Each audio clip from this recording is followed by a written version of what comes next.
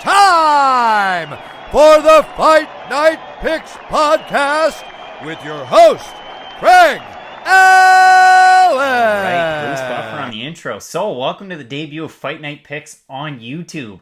I mean, we're at episode number 30 of the podcast right now on iTunes and Stitcher, but I'm really excited to bring our content onto YouTube. I mean, it's our debut. Hopefully you really like the intro video there.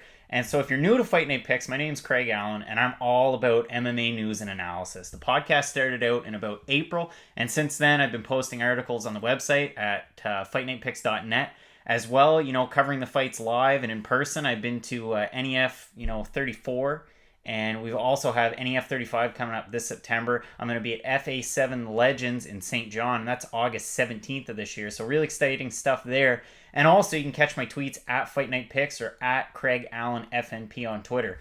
So in today's episode, we're joined by Alan Murphy. He's a communications manager at KSW MMA in Poland. I mean, they're primed to kind of try and take over the MMA scene over in Europe right now. And they have KSW 45 in October from Wembley Stadium. A lot of notable names on there. And so Alan and I will get into that conversation.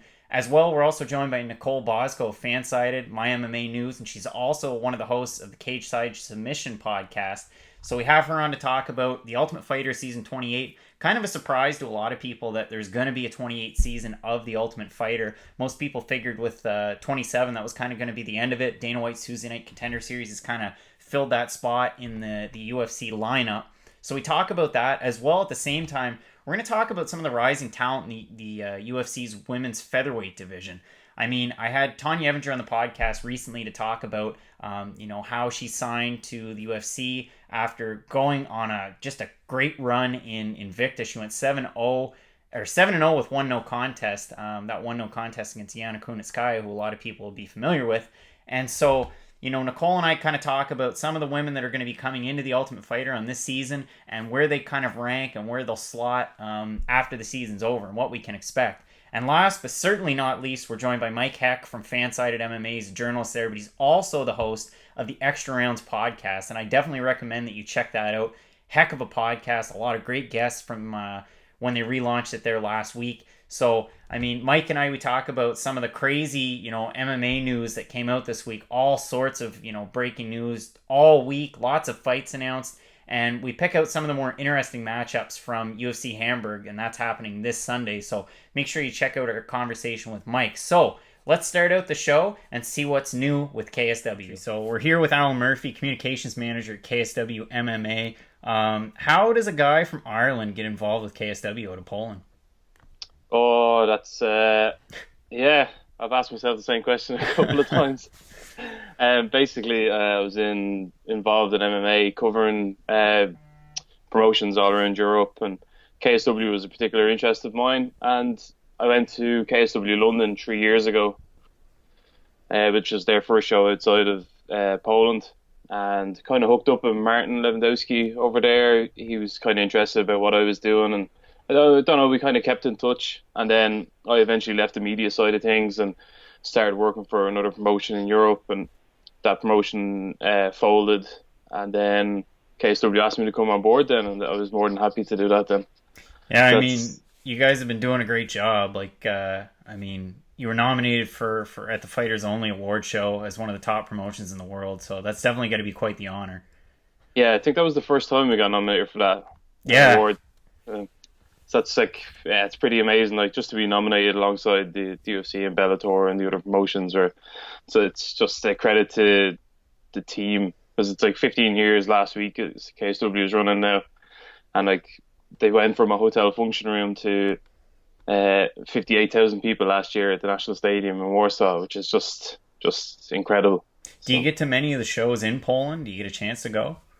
Oh, I go to all of them, yeah. Yeah. Okay. So that's a good thing. So I'm based in Ireland, and I fly out. Although I did miss one there at the start of the year. There was a blizzard in Ireland, and we couldn't get out, and I was stuck on the plane with Chris Fields, who was supposed to be fighting on that card, and he ended up not going either. Jeez. So that's the only one I've missed since I've joined.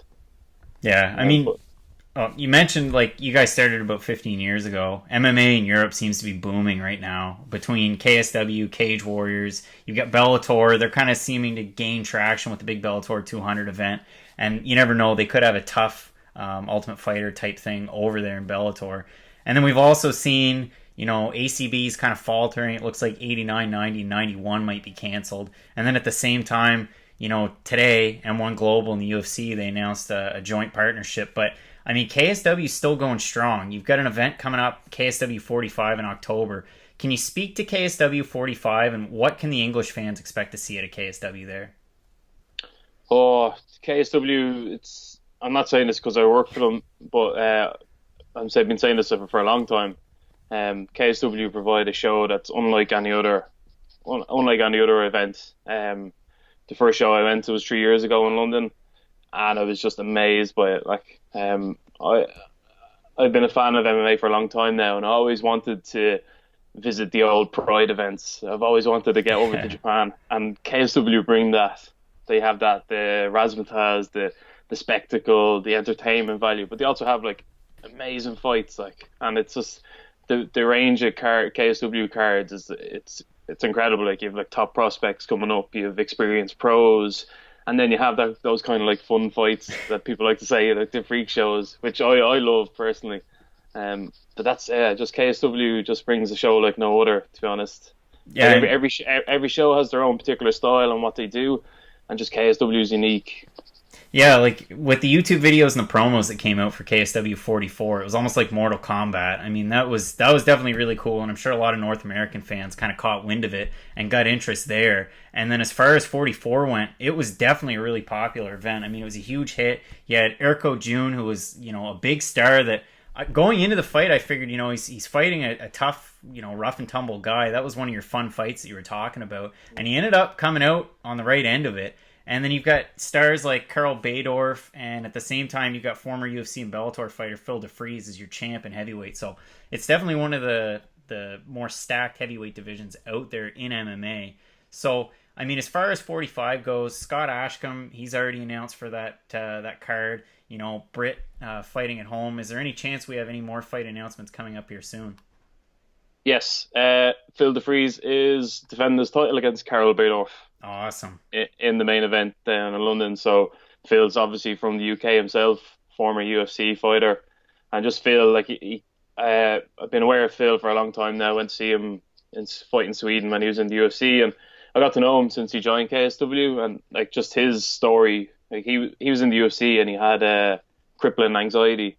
Oh, so really? He was telling me he'd be backstage wrapping his hands, not wanting to be there. Now imagine having to step out there and fight Stipe Miocic with not wanting to be there. So he's after conquering that, and he won the title there at KSW 43, I believe. Yeah, KSW 43, and so he's fighting Karl Baydorf, who just beat Pudzianowski at KSW 44, and he's the longest reigning KSW heavyweight champion. So he wants to get his belt back, and Phil is looking to defend his title in front of his hometown crowd. Yeah, I mean, it should be a hell of a fight. And before KSW 45 happens, we'll have to have you on again, give a little bit more of a preview. But it was awesome having you on. First guest on the podcast. If there's any shout-outs or anything you'd like to plug, the floor is yours. Yeah, just I'm on social media, Alan Murphy MMA, Instagram, Alan Murphy KSW, and you can watch KSW 45 on www.kswtv.com, live around the world, October 6th in London. Awesome, Alan. Thanks so much for coming on. Cheers for having me. Awesome to have Alan on the podcast. Really appreciate him coming on. And, lots of exciting stuff coming out of KSW. They have a stacked heavyweight division, and especially where we've seen, ACB recently today on Friday, they finally came out and announced that ACB 89's canceled, which is actually supposed to take place tomorrow from Cyprus. So that's canceled. There's a chance that ACB 90 and 91 are also canceled. So it'll be interesting to see what KSW does. Now, whether or not they have more events later on this year, we'll have to find that out. They haven't had too many events per year, but going forward, I mean, they're one of the top MMA promotions out there in the world, so it'll be really interesting to see what they decide to do. So right now, we've got Nicole Bosco on, and I'm really excited to talk to her about the MMA. With me today, I've got Fansided and My MMA journalist, Nicole Bosco. You also have a podcast, Cage Side Submissions, on iTunes. Yeah. Really appreciate having you on. Like I said, I mean, you must be pretty bogged down with the X Games coverage, but how are things? Everything's good. I'm enjoying my summer. I got my kids home with me all summer, so I'm like not writing as much as I have been during the year, but still like, running around crazy. Oh It's yeah, fun, I though. mean, you gotta enjoy the summer, especially when Oh they're yeah. off school for sure. Mhm. So, I mean, it's been a really busy week with MMA news. We've had, different spats online, on Twitter, on different platforms. I mean, you had the UFC signing a joint partnership with M1 Global in Russia. We've also seen, I guess it was kind of broken. I don't know if it was Ariel Helwani, if it was your colleague Mike Heck that broke it, but Volkan Oezdemir is out of his fight at UFC 227 with a broken nose. So all sorts of different things going on out there. What were some of the storylines that might have, caught your attention this week? Well, I know today, I think it was this morning, Kobe Covington and Tyron Woodley and Darren Till, they're like all like jumping around at each other, like who's going to get the next shot. And, Tyron Woodley's pretending like, oh, what's going on? He has no idea what's going on. Till's saying, oh, he's running from him. And I mean, it's crazy because, what's the point of having interim belt if you're not going to be the next one to fight? And it's like everybody, I mean, it's possible to talk your way into a title shot. So if he's like doing all this talking, he possibly could jump ahead. We've seen it done before. So it's not like the stupidest move in the world. It's just like annoying from like a fan perspective. Like, what's the point of having, the rankings and the interim belts and all that stuff like that if you're not going to follow them anyway? Like, yeah, I mean, with Till and with Covington, they both kind of talked their way up to the top of the ladder. And with Covington, I mean, I had RDA winning that fight going into it. I figured RDA was going to blow him away. And then Covington really surprised me. So I thought he kind of earned that shot. He earned the belt, whether or not you want to consider it a belt or a number one contender spot. And then, I mean, to just kind of strip him of a title, it just doesn't make any sense whatsoever. I mean, what was the point of watching that pay-per-view if it doesn't mean anything? So, yeah, it's kind of weird. I mean, they just need these belts to like headline events now, which I don't agree with. I think, if a fan wants to watch a fight, you don't need it to be for a belt for it to mean something. If it's two good fighters and they're in the main event and they're fighting each other and there's a good build up, why give the fake belt or whatever it is out to these people if you're just going to take it away anyway? Like, because he's hurt, you're going to take it away, or just because you want somebody else in there, you're going to take it away? Like, they could just do whatever they want. So yeah, I mean, it doesn't make a whole lot of sense. A lot of probably half the news from this week, none of it really makes a whole lot of sense to myself. But moving forward from it, so you had that matchup between RDA and Colby Covington at UFC 225. You also had Robert Whittaker, Yoel Romero, and of course Robert Whittaker won the fight, broke his hand in the process.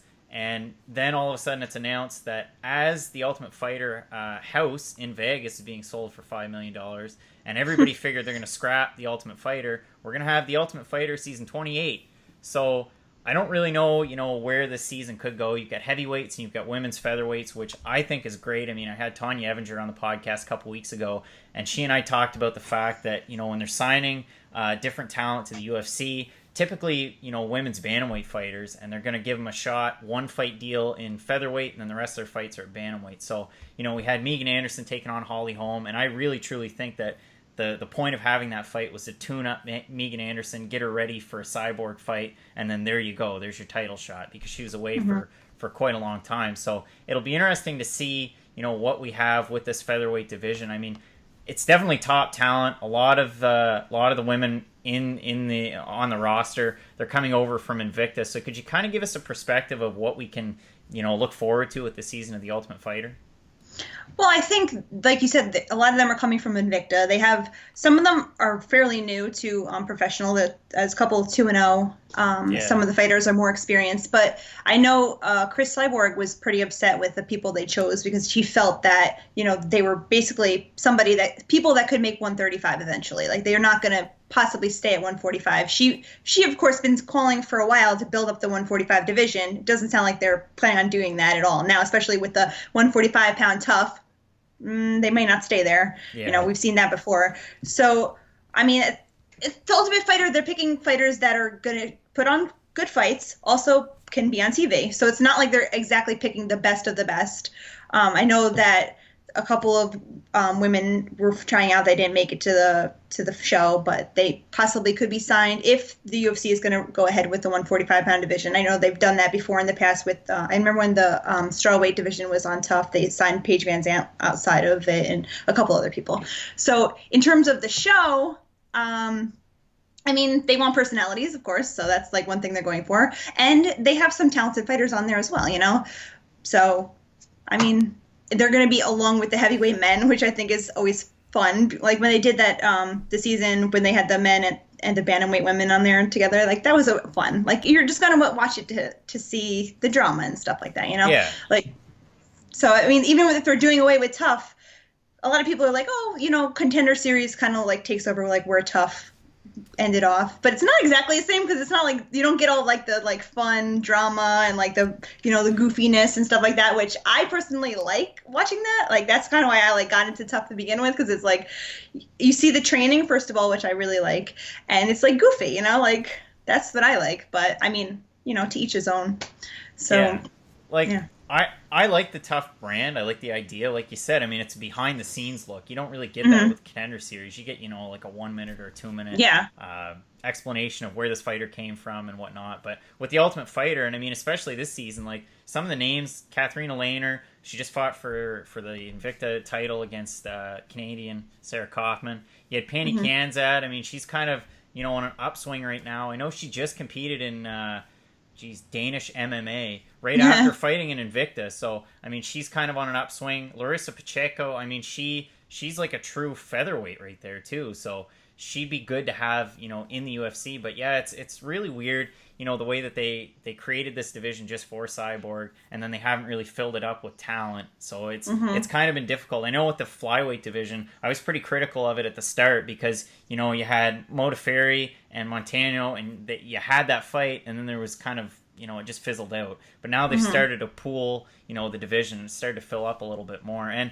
to your point, I mean, the Contender Series, I love it because it's kind of an amalgamation of all the regional shows, more or less in North America. And then you kind of have the best of the best fighting it out in front of Dana White. They're giving it their all. They're going for the contract. And we've seen a lot of highlight reel finishes. As opposed to, you know, Ultimate Fighter, you can kind of groom a prospect a little bit. And the fights matter for sure, but not as much. Yeah, it'll be really interesting to see what they do with the featherweight division. And it'll be interesting to see what Cyborg does. Do you think that she's going to end up fighting Amanda Nunes before the end of the year? I do think she'll wind up fighting Amanda Nunes. I think she'd be silly not to, because that's probably the biggest fight that's on the cards for her right now, because I don't see anybody else being able to pull out a fight like that right now, especially if they're signing whoever's on Tough, say they all get into the division. Cyborg has like 2 fights left, I think she said, till March. So if she goes, the division may be going too. You know, like they're signing. I mean, the UFC is smart. They know what they're doing. They're signing women that can make 135. So if Cyborg decides to, you know, beat on out of there, and they get rid of the division, these, you know, whoever's the top, whoever makes the cut can go down to 135, which I think they kind of need people at 135 also, because opening the flyweights, a lot of fighters went down too. So they might be, you know, filling out the holes wherever they can. So, I mean, I think Cyborg would be silly not to take the Nunes fight. If she wants to fight one before that, that's up to her. Still think it can happen down the road. I don't know if it's going to happen, you know, before December, because Amanda Nunes says she's out till December anyway. So I don't see why not. Yeah, I mean, it's definitely, you know, one of the most interesting storylines out there in MMA right now. And to me, I think the fight will happen, but I think right after the fight happens, Cyborg hops on over to boxing. I mean, she's got Jason Perillo as her coach, probably one of the better boxing coaches out there. She was at, you know, Cecilia Brakos's boxing event there in May. I think that was on the Triple G card. And she fought Kaylee Reyes, and she won. And Cyborg was out there with what did it say? Cyborg, Brakos. The shirt. Yeah, the shirt, and they're going to fight. So it'll be interesting to see what happens there. And I mean, turning gears a bit, we've got Invicta 30 this weekend. You know, there's that, there's LFA, there's Cage Warriors, there's M1, there's so much fighting. What are some of the fights that you're looking forward to this weekend? Honestly, I haven't really been paying that much attention to like what's going on outside the UFC, because I've been busy. I haven't even been on social media as much as I usually am, because I'm like following these 2 little kids around.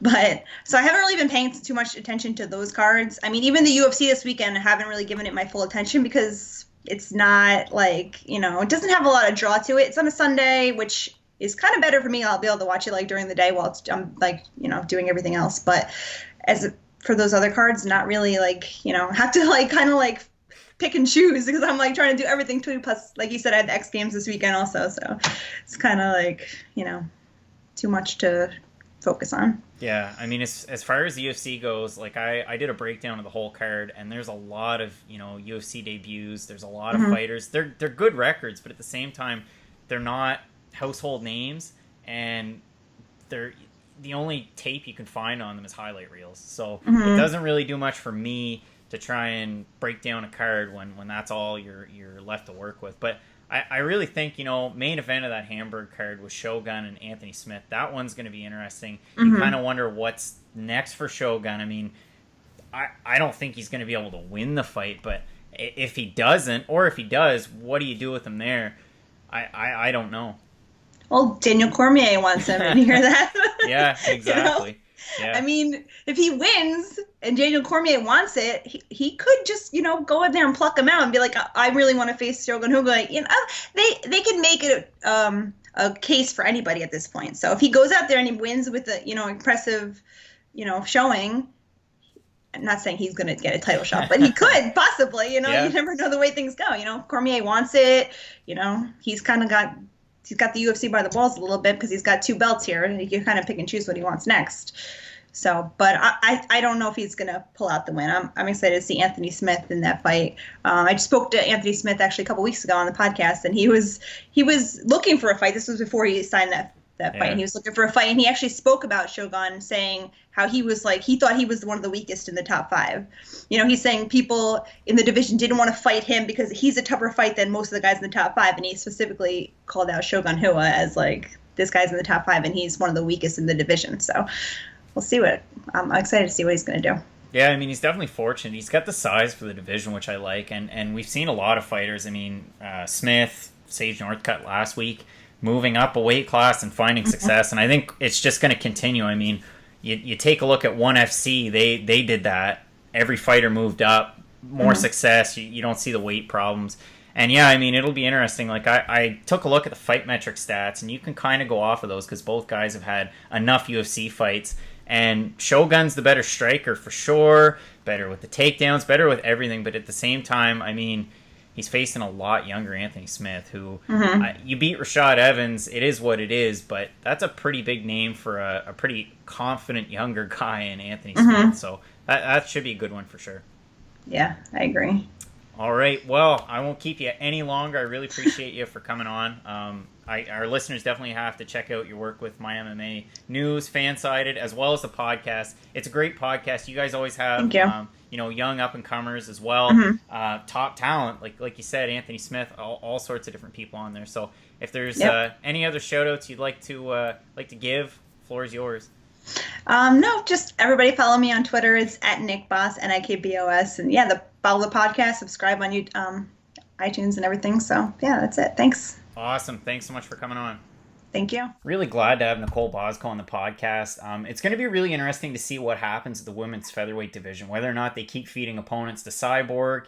What happens to Megan Anderson? Is she going to fight at featherweight? Is she going to fight at bantamweight? I would assume she'd continue with featherweight. And then as well with the Ultimate Fighter Season 28, what happens with that class? Do they all end up going into the UFC and competing at the featherweight division? Do they end up back in bantamweight? Who knows? So it'll be really interesting to see what happens. Glad we could have Nicole on the podcast to give some more clarity on that season. And make sure you check out her podcast, Cage Side Submissions, on iTunes and any other podcatchers that you might be listening to.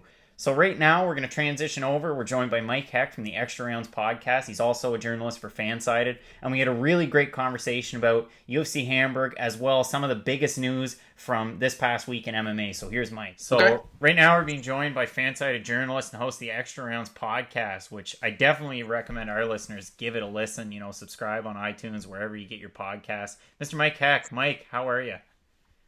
I'm doing well, man. Thanks for having me. I appreciate it very much. I was very touched that you reached out to me. I don't get to do a lot of these. I've done Lynch's show a couple of times, but I don't really get to do a lot of other people's podcasts, so I appreciate it. Yeah, I'm definitely glad to have you on. We had, one of your former guests there in Jose Youngs last week. And we also had James Lynch on as well. And I like to get a lot of different journalists and a lot of different people in the industry, get a totally different perspective every time you have somebody different on. So it's definitely great to have you. So thanks. Yeah, thank you. And like I said, I mean, relaunch of the Extra Rounds podcast. I think the first episode came out July 11th. And I mean, already you've been able to get some really great guests on. So how did the relaunch kind of come about? Like, it was, I think you guys were done in what, like maybe January, and then it came right back? Yeah, Mike Dice and Elias Cepeda were hosting that show from the Fansided Studios in Chicago for quite some time. And then Mike Dice, I mentioned it on my podcast how much of an influence he's been on me. He got a great opportunity with NBC Sports in Chicago, so he took that job naturally because it was a great opportunity. And the show just kind of sat on the shelf for 5 or 6 months, and then me and Jose Youngs got to talking, and I was like, let's just relaunch this thing, and he agreed and kind of talked to the higher ups, and we made it happen. So, I'm pretty excited to kind of do what I do and kind of put a different little flip on it. I was the host of the SFLC podcast for like 4 years, and it kind of worked out timing wise really well because one of my co-hosts, his name is Ryan Sprague, he's also out in Chicago. He was kind of looking for a step up himself. So it worked out that I was like, hey man, now you get the reins, you do what you want to do, and this is your show now. And he was very, very pumped about that. And, I got this new opportunity, so it worked out really well timing-wise for everybody. No, I mean, that's awesome, and it's been great the first few episodes already, and I'm sure we're going to get to see a lot more. How many episodes are you aiming for per week? Probably 1. This week I did 2 because I had the chance to talk to Jay Haran, just kind of sprung up last minute, so we just turned it into a bonus episode. So I'm shooting for 1, try to get like 2 or 3 interviews per. But if stuff pops up, that's fine. I'm open to that if I have the time. But I'm so freaking busy all the time. So 1 is probably plenty for me. But if I can get a second one in there, then I'm all over it. Yeah, I mean, even this week, like, there's been tons of MMA news. There's a lot of different promotions with different events this weekend. What are some of the stories this week in MMA that you're focused on that you've been following? Well, I mean, it's so hard to say because so much happens. Like I remember seeing a tweet this morning from one of the guys who works at ESPN, and Ariel Helwani broke like 6 stories in the first 3 days. Like absolutely incredible. That guy is a monster. And I mean, obviously the Volkan Ozdemir thing with all the shuffling of the deck, you got to feel for Alexander Gustafsson today. I mean, opponent after opponent after opponent after opponent, finally lands a spot, finally lands an opponent on that Los Angeles card. And now Volkan can't fight because he broke his nose. Then finding out that Sage Northcutt is a free agent. Yeah. Super shocking. I mean, no pun intended, but it was very surprising to hear that he was a free agent. He kept that thing so quiet. Nobody knew a thing. There's just so much going on. People are still talking about the Daniel Cormier-Brock Lesnar situation and how that's so crazy. And, what's next for DC? Can he wait that long before he fights Brock? Like, should Brock even get the shot? All the different there's just so much going on. PFL's on tonight. I mean, there's just everywhere you turn, there's new news and there's new things to focus on. And that's why MMA is just a different sport than everybody else. Yeah, I mean, Ariel broke a ton of news today, whether it was, like the Sage Northcutt deal. I mean, I would assume that, he's probably going to end up back in the UFC. He's probably going to end up with an even bigger deal. I mean, you go off, the last fight in your contract, you get a win like that, moving up a division. I would think they'd want to keep marketing him. I mean, he's so young. There's so much potential there. And then as well, you had mentioned Volkan Ozdemir. I mean, it's tough to tell what the UFC is going to do with this light heavyweight division. I mean, the talent's kind of thin. You would assume, with the UFC and the M1 Global kind of partnership that they have going on, there is some good talent in that light heavyweight M1 division. So it'll be interesting to see there. I mean, honestly, it'll never happen, but there could be a chance, like, you could set up a light heavyweight Grand Prix there. If Daniel Cormier leaves, it's not something the UFC would do, but just the talent that's there, I mean, the opportunity could present itself. They need new stars in that division so badly. It's unbelievable. Like that, there's been such a hindrance in that division for so long because you see these next big guys like Misha Serkinov is a perfect example. Everyone he's the next guy, and every time these guys get an opportunity at like a top 5 opponent, it never pans out for them. Like it's so crazy to think. And then you see Volkan Ozdemir, and he's finally the guy that broke the mold. Like he was the one that got through, had big finishes, and earned himself a title shot and shot up the ranks so quickly in that division. It's just crazy to see. I mean, guys like Corey Anderson, I mean, goes on a run, gets that big fight, and just can't get the job done. And, it's happened so many times. Ovince St. Preux is another guy. Like, just when you think he's out, he's only lost like one fight, and then he goes back and wins 3 in a row, gets a big opportunity, and then he loses. So I'd love to see that. It would only make sense if DC vacates the belt, or if he gets stripped of the title, if he decides that he stays at heavyweight, which, my God, why would you not want to stay at heavyweight? He talked about the delicious breakfast he ate right before weigh-ins. He's so happy. I mean, he's a happy guy anyways, but I covered UFC 220 in Boston, and at the media day, he just looked drained. I mean, he looked pretty rough. His mouth was dry. I mean, he's DC, and he's great with the media. He's great no matter what kind of mood he's in, but it just was really refreshing to see him at heavyweight. So I'd love to see that. I think that's a great idea. Maybe even seed the guys by the rankings, 1 through 8, 2 and 7, kind of like you do in any other sports tournament. And then the winner's the champion. I think that's great. Put them all on like a fight night card and really showcase that division in its own card. I'd love to see that. And I kind of want to circle back to the Sage Northcutt thing real quick, because one thing with Bellator and this DAZN thing, that's interesting now, because now they have this like extra money to play with. They really didn't have that before. People talked about the Viacom money all the time, but now with this DAZN deal, they just have this influx of extra income. And I think Bellator is going to be so much more aggressive now that they have that extra money. So they probably see a ton of value in Sage. So he's going to be interesting. I mean, the UFC is going to probably have to pay him a lot more, because I think Bellator is going to offer him a ton of money. So that's super interesting right now. Yeah, I mean, especially with the welterweight Grand Prix, all the contestants being announced. But to my knowledge, they've only announced 9, haven't they? And they seem to want to have a 10-man system, from what I understand. I'm not sure where Paul Daly falls into that, because I know he's locked up and he's in the tournament from reports. I think Brett Okamoto reported that. And it seems like all signs are pointing towards Daly MVP finally happening. But I just hope that it doesn't turn into a Derek Lewis, Francis Ngannou situation where this fight's been building up for so long, and then they just, can't deliver in the cage. So, but I have a hard time believing those two can't do it. So Sage is super interesting, and any other free agent at this point moving forward is going to be an interesting story. With the UFC, can Bellator just pay a lot of money? I think they will. I think they're going to be way more aggressive now. Yeah, I mean, they said they're going to have the 7 stack cards per year. They're going to have 15 cards that are on DAZN and the Paramount Network. It'll be interesting to see what they do with those Paramount cards as well. I mean, I wrote an article the other day, just to kind of throw it out there. Bellator 204 is coming up in August.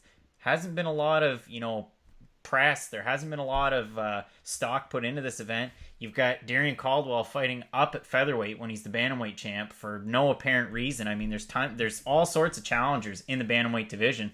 And then you've got James Gallagher, and the storyline there is that he wants to fight Patricio Pitbull, but now it's looking like he's fighting at bantamweight. And he said on Twitter today that he's guaranteed a title shot if he wins this fight. Now, he wasn't clear which division it would be, but I would have to assume it would be the bantamweight division. The thing about, I just don't want to see them rush him too fast. You know what I mean? He's very talented. Yeah, for he's sure. Also very young. He trains with a great team, and he has unlimited potential. But I think before you even think about that fight, you got AJ McKee getting ready for a big fight. The Gallagher-McKee fight is just one of those fights. Like, that rivalry has been brewing for so long. Eventually, those two are just going to have to lock horns. So I would rather see. I mean, I know he wants to drop to bantamweight, but if you're going to fight for the featherweight title or whatever, I've got to see that McKee-Gallagher fight. Like, I have to see that. Like, which one of those two guys is going to break first? Like, I think that's the fight to make at some point, unless Gallagher is just fully content on staying at 135, or if this is just kind of a test run for him. But Bellator does a great job with building these prospects up, and kind of giving them the shine and just letting them run through people. I just hope they don't rush Gallagher too quickly, because you just don't want to see that shine kind of go away that fast for a guy that young and that talented. I mean, wins and losses in MMA don't mean as much as other sports, but at the end of the day, a guy like James Gallagher goes out and fights a Darian Caldwell who just, ragdolls him for 3 rounds, which is very possible because Caldwell's that talented. That drops his stock quite a bit, and you don't want to see that with a guy like that. One of the big things in Bellator, like you just mentioned, that I like, I mean, you take a guy like Ed Ruth, they kind of give him some fights. They allow him to move down from middleweight, slowly down, have a catchweight bout, and then down to welterweight. Now he's competing in the welterweight Grand Prix, and there's a lot of people in the industry that don't like the way that they do some of these catchweight fights. But to me, it makes a whole lot of sense. I mean, you've got fighters like we had said, Sage Northcutt, among others, that have been moving up weight classes, and I think it's a great opportunity for guys like that to try and figure out, possibly do I fight at my natural weight? Do I continue to cut weight? What's safe for me? And I think Bellator's kind of got something there. And I love how Ed Root's progression has been because, he's just buried on the prelim cards and he doesn't care. Yeah. He does not care. He just gets in there. He walks out. No one even realizes that he's coming out. He just walks to the cage, whoops whoever he's fighting, and then he just leaves. That's a great situation for him. He doesn't complain about it whatsoever. He's totally fine with that. So this is going to be an interesting step for him because obviously he is incredibly talented. His wrestling pedigree is off the charts, one of the best college wrestlers of all time. And now he's really making his way in mixed martial arts, but he's going to get tested for the very first time in this welterweight Grand Prix. So we're going to see how good Ed Ruth really is, or if this is too quick for him. But apparently this is the time for him to shine. Apparently he was a guy that, he was in no hurry to get to those big fights, but now he's ready. So we're going to see just how good he is. Yeah, I mean, it's great for him. And then you take other prospects. Like you got Aaron Pico in Bellator, and they kind of thrust him into the spotlight, lost his very first fight. Now he's on a tear. I mean, body shot knockouts left, right, and center. So it's great to have a guy like that. But they have all sorts of, interesting prospects that they're giving time, they're grooming them. And I really think that that's kind of the right way to go about it. Unlike, you see other promotions, I mean, I'll take the UFC. You take some certain fighters, they kind of push them into the spotlight too quick, and then they fail, and then that's more or less it. So it's a good way that Bellator is kind of grooming that talent. And with the deal, there's the possibility that they have, they talked about an Ultimate Fighter type season over in the UK, something like that. That'd be a great way to groom talent and grow the brand overseas. Yeah, even the Contender Series. Yeah, you could, just. You have there's so much talent there already in the regional level. You can look what they did with Bavon Lewis. Bavon Lewis got got one of those developmental deals, came back with the Contender Series the following year, and just continues to evolve, continues to get better. I mean, you're seeing it with Greg Hardy. He's coming back for another fight. So, that's another way to groom some of these guys. You put them against some of the best regional talent. You can keep bringing these guys back to the Contender Series. I mean, that the pay isn't tremendous for a lot of these guys, but I'm sure it's a lot more than a lot of the regionals are paying. Yeah. I know it's a lot more than the Bellator prelims are paying for most of these fighters that are fighting on that. So maybe if you just extended the Contender Series, I mean, it's its own promotion anyways, so you could just continue to build these 5-fight cards every week. And I don't see a fan on this planet who's going to complain about that. No, for sure. I mean, that was kind of the conversation that Nicole and I had. I mean, what do you do with the Ultimate Fighter? Do you start phasing it out? Will this be the last season? I mean, especially when you have the Ultimate Fighter house for sale. What do you do going forward? And I mean, the Contender Series has been a huge draw. It's been a huge success. I mean, you see it on Twitter every week, every other week, and it's finishes. It's people competing on the regional circuit right in front of Dana White. I mean, I've got to go balls to the wall for this contract. So, I mean, it's all action all the time, and hopefully, it continues. I think it's a really great idea on their part, and hopefully we get to see more of it.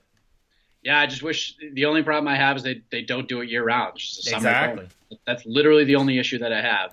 And I kind of wish some of the times that, I mean, you pretty much know who's going to get contracts every time, but sometimes it's going to be a 3-round war between two really high level guys, and one guy just squeaks it out in such a barn burner. But you're pretty much convinced, it's pretty much guaranteed that guy's not going to get a contract, no matter how good he is. I mean, maybe a Nick Newell or somebody like that. If he goes out there and has a war and wins, he's probably going to get a contract. But for the most part, it's always the guys with the quick finishes, the quick knockouts. And sometimes, and I remember interviewing Jimmy Rivera one time after he beat Uriah Faber, and he goes, my coach told me that, and maybe it was after the Almeida fight too, my coach told me that it was more important to get the victory that I got because I dominated, especially the Faber fight, for 3 rounds. There's no question that I won that fight. It wasn't a flash knockout. No one can say I was lucky. I went out there and dominated for 3 rounds. And sometimes fighters need that. And sometimes fights are just really tough and you're fighting a really durable guy. So maybe once in a while you kind of look beyond the quick finish and the quick knockout because sometimes it's just not possible to get it. You're in that battle of attrition. And the tougher guy, the guy who's in better shape, the guy who just has that little bit extra, gets the victory. And maybe we should look at some of those guys getting contracts as well. And I mean, a good segue from that into this weekend. So you've got UFC Hamburg, and that's going to be on Sunday starting at 10:30 Eastern for us here on the East Coast. There's a lot of people on this card. It's their first fight in the UFC. really going down through my breakdowns, it was tough to kind of try and gauge some of the fights. It's tough to find tape on some of the fighters. You can only find a highlight reel or, a few knockouts, a few wins here or there. What are some of the fights on the card this week that you're excited about? Well, being a New England guy, I'm excited to see the return of Manny Bermudez. Yeah. Finally, he gets to fight Davey Grant. I really felt for Bermudez. That fight fell out, the last time they were scheduled to fight, but it looks like that's going to happen. So I'm excited to see him and what he can do. I mean, this is a guy that for like 2 or 3 years, people were telling me, you got to watch out for this Bermudez guy. I'm like, well, I don't really know much about him. I mean, I've heard of him, but now he's in the UFC, got that opportunity, delivered in spades, and now he gets a second fight with a veteran like Davey Grant. I love that fight. I'm excited to see Emil Mack back in action. Yeah. That fight against Kamaru Usman was not a good one for him. I mean, people are excited for that one, but Usman, like you said, he only gave him 30%, and he kind of got smothered for that whole fight. So it'll be interesting to see how he bounces back. But, Mark Jacasey, he's kind of been through his ups and downs. Can he bounce back? But obviously to me, especially kind of what we talked about as far as the depth and, kind of the evolution of the light heavyweight division, the co-main event and the main event are super important. Glover Teixeira versus Corey Anderson is a very fascinating fight. Corey Anderson looked great at UFC 217. He was rolling. He was doing great things. And, then he got caught. And that's what happened. But Anthony Smith could be that kind of like knight in shining armor for this division. I mean, He retires Rashad Evans, and now he gets an opportunity to fight a legend like Mauricio Shogun Rua. And Daniel Cormier, in a way, kind of made Anthony Smith a contender by saying that maybe I'll just go fight Shogun if he wins. Now Anthony Smith's all fired up, which rightfully so. And Anthony Smith's just one of those guys that can go out there. He's super confident right now that he's at 205 pounds. He's probably not as miserable as he used to be going down to 185. So that is a super interesting fight. And if Anthony Smith can get a win over Mauricio Shogun Rua, he turns into like the Randy Orton of the UFC, the legend killer himself. So big opportunity for him. I love the main and the co-main event, and I love the fact that it's in the afternoon. That's great stuff. Yeah, and on a Sunday, too. I mean, what more can you ask for? And like you said, I mean, New England's own Manny Bermudez. You've also got New England's own Jeremy Kimball, Grizzly fighting on the card. Training out of Colorado, but from Vermont. And I mean, that fight, it's another one of those ones that's interesting because he's fighting a Darko Stozic, who's 12-1, but a guy who's never been in the UFC. So it's kind of tough to gauge that one there. Bermudez, like we said, I mean, that one's going to be a great fight, and it's going to be a really good test for Bermudez moving forward against a battle-hardened guy like Davey Grant, coming off quite a long layoff, too. So, interesting there. And we got some breaking news here from guess who? Ariel Helwani? Jacare David Branch verbally agree to fight at MSG UFC 230 on November 3rd. So that puts a little hiccup in the middleweight division because there's all this talk about, whether Kelvin Gastelum was the right guy to be next for Robert Whittaker. What about Chris Weidman? So maybe they are going to lead towards a Chris Weidman Paulo Costa fight or something like that. So interesting fight. They're going to make that happen. And Ariel broke his 431st story of the day. Now that's also a good segue into another little bit of breaking news that came out today. So it was kind of announced, rumored, what have you, that Anderson Silva could come, out of his suspension and be ready to fight in November. Do you see a likely opponent in the UFC for him? This is a no-brainer to me, my friend. Anderson Silva versus Israel Adesanya. That's the fight to make. There's just no other fight. There's no other. For sure. Unless you can get GSP in there and kind of give the nostalgia dream fight that people have wanted to see for 6 or 7 years now. If you can make that happen, I'm okay with that. But the only fight to make outside of GSP is Anderson Silva versus Israel Adesanya. I mean, how fun is that going to be? It'd be a total barn burner. I mean, both guys, Adesanya is almost like a mirror image of a younger Anderson Silva. So it'd be interesting to have that fight. Plus, I mean, just the way that Adesanya, I almost thought that he had such trouble against Marvin Vettori, with the takedowns and whatnot. And facing a tough guy like Brad Tavares, another guy, hardened, UFC vet, plenty of fights, and a great wrestler, and he had no issues whatsoever with any of that and came out totally on top. I think he might have been, DC, it was kind of overshadowed by Brock Lesnar, but I really think Israel Adesanya won International Fight Week if there was a winner. Yeah, I mean, they got something really special with him. And, I'm one of those people who ate some crow, once they booked that fight, Israel Adesanya versus Brad Oh yeah, Tavares. so did I. Oh yeah. I'm like, I'm not saying he can't win. I'm not Oh, saying that. But if he gets grinded out for 5 rounds, that just puts a halt to that train. So kind of what we were talking about earlier with Bellator and the UFC and developing talent, he's kind of the exception to the rule right now. Goes in there with a wily veteran on a winning streak like a Brad Tavares and just goes out there and dominates him for 5 rounds. I mean, how could you not be impressed with that guy? He's great on the mic. He's an anime fan. I mean, this guy's got everything that any kind of a fan could ever ask for. So I'm all in on Israel Adesanya. My chips are in the middle with him, and I cannot wait to see his progression. But if you book Israel Adesanya versus Anderson Silva right now, I mean, you got something really, really special here. November, December, whenever. Just make that fight happen. I think that's the only fight that makes sense outside of a GSP fight, which probably isn't going to happen at this point. Yeah, it'd be a hell of a fight for sure. And then just to get back just quickly to kind of what you had said before with the main and the co-main. So that co-main between Glover Teixeira and Beastin 25-8, his older nickname, Corey Anderson, how do you see that fight playing out? Oof. I mean, Glover Teixeira has a really underrated ground game. Like, he's one of those guys, like, you just think of the knockouts and you think of, him just staying on the feet and picking people apart. But he's got a really underrated ground game. But Corey Anderson's wrestling is so good. He's so good, and he pushes the pace so hard. So I think the key to victory for Corey Anderson, he's just going to have to be super aggressive and just go after it the whole time because he's got the cardio. The guy's got the work ethic. And, Glover Teixeira is just one of those guys, like, he's the big fish in the small pond as far as, like, his training camp goes. Like, he's in a small gym, training with probably very tough guys. But Corey Anderson's with Mark Henry and all those absolute animals over there in New York. So I think this is Corey Anderson's fight to lose just because, he's got that cardio. He's got the wrestling. He's got to get out of his own way. That's his own thing. Yeah. Like, he sits there and tries to cruise and do all these things and gets a little too overconfident in the late rounds. If he can stay focused and he can keep that pressure on Glover the whole fight and just really have his body on top of his, just have his arms wrapped around him up against the cage, have a little bit of a clinch war with him, I think it's his fight to lose. But Glover does have that one punch, turn the fight around power.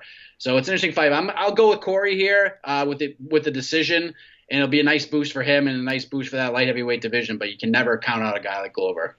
Yeah, I mean, for Glover, it's kind of a tough fight for him because a win like that, what does it kind of do to your stock? Do you have to fight Alex Gustafsson again? I wouldn't imagine, but what's the fight to make if he does win? For Corey Anderson, you're going from number 9, you're fighting a number 3. It's a great matchup for him, and I mean, everybody knows the suspect chin. I mean, John Vellante, OSP, Jimmy Manoa, got knocked out by all 3 of them.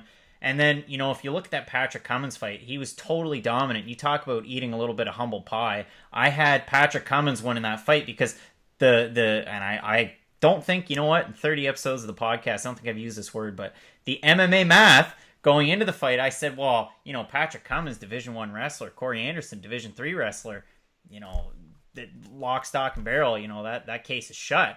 I'm taking Patrick Cummins.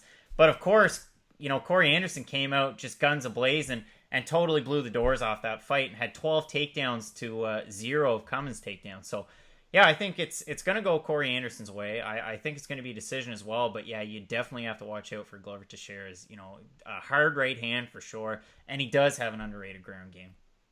Yeah, and I kind of there are some contenders in that division. Like a guy like Dominic Reyes, yeah. I want to see what he could do. I mean, he's beaten some tough guys.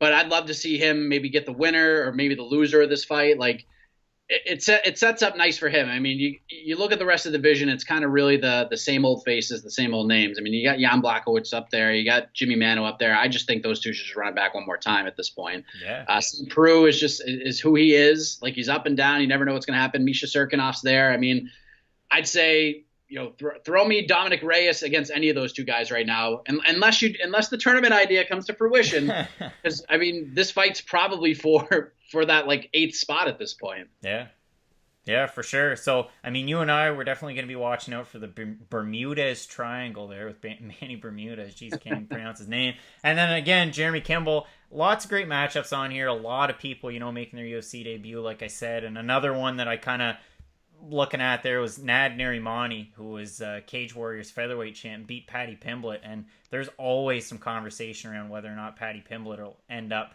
making a move into the UFC. But that's basically the card. I mean, it's a pretty solid card. If you got nothing going on Sunday afternoon, make sure you check it out. Mike, I really appreciate you coming on. Where can the people find you? You can find me at MikeHeck_JR on Twitter. You can follow the Extra Rounds podcast at Extra Rounds, and make sure you follow the sites Fansided MMA at Fansided MMA, and it's also under at SI_MMA for Sports Illustrated MMA.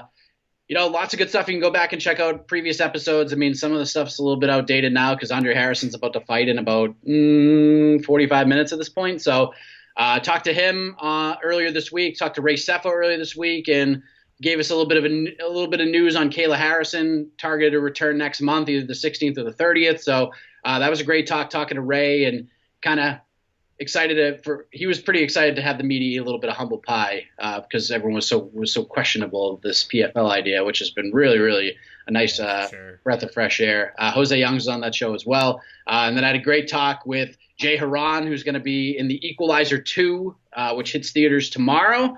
So a little plug for him. He talks about his MMA career, and a little spoiler, we talked about his fight with Ben Askren in Bellator in 2011, and even 7 years later, he still feels like he won that fight and got the shaft. So he opens up about that. He gives his prediction on who would win if GSP fought Ben Askren in the UFC, how he thinks that would play out. So it was a really good conversation, and I think if you're a fighter and you're in this position where, what's next for me? What do I do after fighting? Jay Haran's a good guy to look to because he's transitioned well. He has no itch to come back and fight.